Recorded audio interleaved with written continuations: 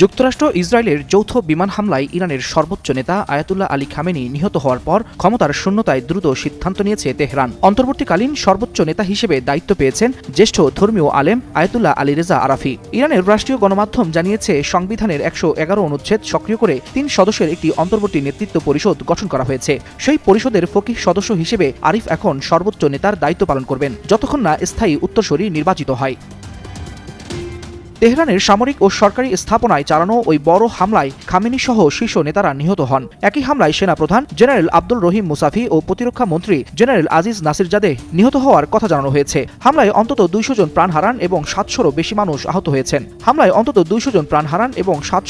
ইরানি আহত হন। দেশটিতে ঘোষণা করা হয়েছে ৪০ দিনের রাষ্ট্রীয় শোক। নির্মাণে নাম্বার 1 শাহ সিমেন্ট। খামেনির মৃত্যুর পর থেকেই পুরো অঞ্চল জুড়ে উত্তেজনা চরমে। ইসরায়েল ও ইরানের মধ্যে পাল্টাপাল্টি হামলা অব্যাহত রয়েছে। তেহরানেও একের পর এক বিস্ফোরণের খবর মিলছে।